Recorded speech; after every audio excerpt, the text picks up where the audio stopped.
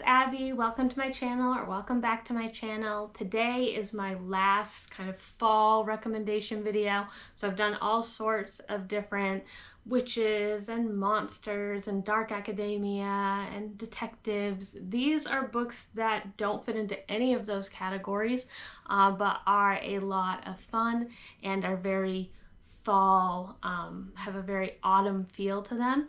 And so these are my recommendations if you're looking for something more cozy or just a little bit different to round out your fall reading list. My first suggestion is the Tea Dragon Society. This series is so cute. You follow a couple different people and their tea dragons, and the tea dragons are dragons that have tea leaves and stuff that grow on their heads, and when you drink the tea you experience memory with them.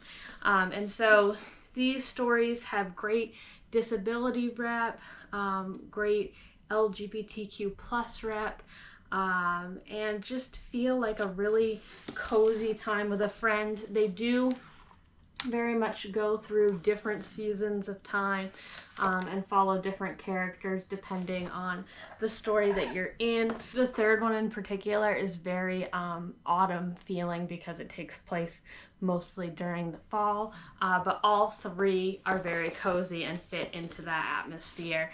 The second one goes back and does like a prequel to some of the things that happen in the first one, but I really enjoy the series. It's just like a nice warm hug. In line with that, Kate O'Neill also has The Moth Keeper, which is a little darker. I would say put it more towards winter, but this is about a young person who is trying to become the moth keeper, the keeper of the moths, to keep their society working. So these moths allow this special flower to bloom every year, and they need this flower to live.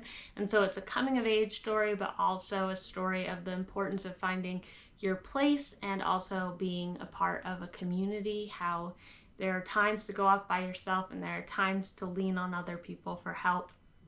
Just a beautiful story. My next suggestion is the Inheritance Game series. This follows a young Avery Grams who is the beneficiary of a will, and she doesn't even know the person who died.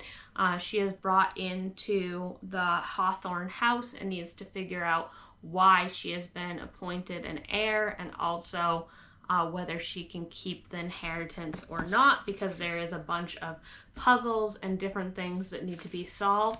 I really enjoyed the series. There is also a love triangle. It is a YA story. There is a fourth one in the series now that I have not read yet, but it is a very fast-paced story. You're trying to figure out all the things along with her. Each of them kind of ends on a cliffhanger where you want to know what's going to happen. More secrets are revealed. The family has a lot to hide, and it's just a lot of fun. I did wish the puzzles were easier for like us to solve, but lots of times we don't have all the information to solve the puzzles.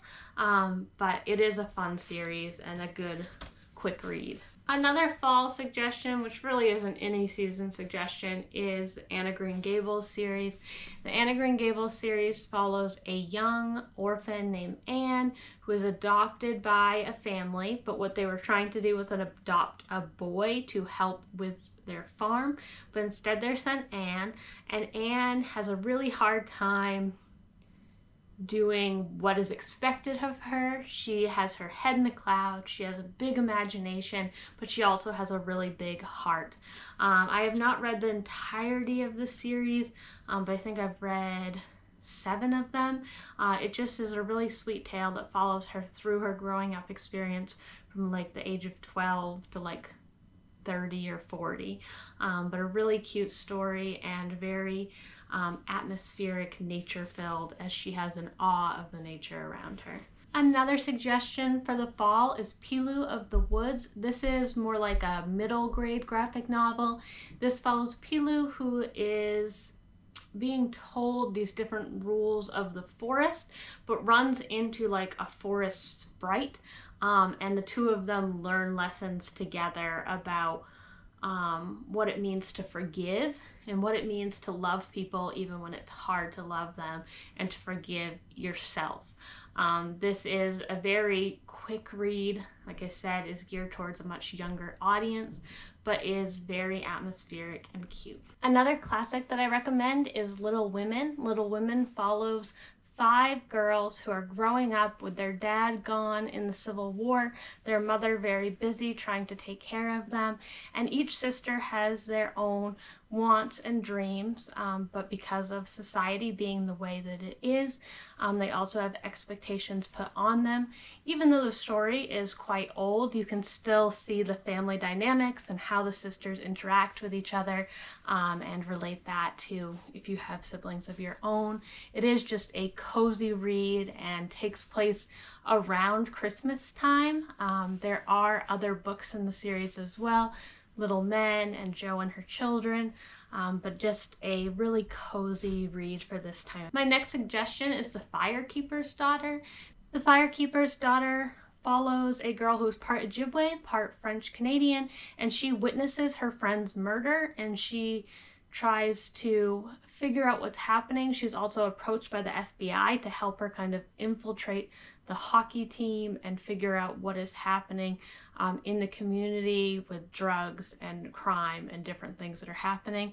There are major trigger warnings for this story, so know that going in, but it is a very atmospheric, moving coming-of-age story with a mystery and a romance and all sorts of things in it. It is just a fantastic book. Also by an Indigenous writer, Love, Medicine, and Tracks by Louise Erdrich. Both of these books are family saga books. They follow a family through time. They're kind of snapshots or little short stories, and some of the stories are funny and some of them are heartbreaking, but just watching this family go through the ups and downs of life with a big nature focus through all of the stories. The Dirt Road is a poetry book by Cheryl Savageau.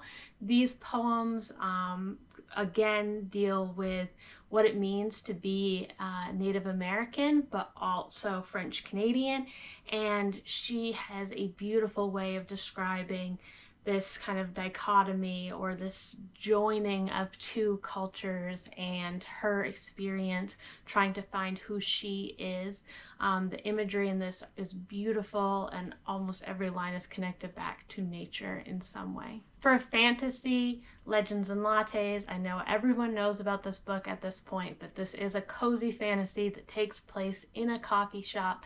It has a very sweet but very downplayed romance. It's mostly just about people in and out of this coffee shop going through life together, and it's just a really sweet read. I am not really a fantasy reader myself, and I enjoyed this book.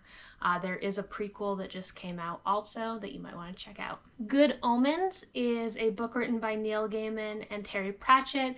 This follows an angel and a demon. It does have an Amazon show. There are 2 seasons, but the angel and demon are working together to try to make sure the end of the world does not come, that the apocalypse does not come, because they want to continue to live in this world and not see it come to an end.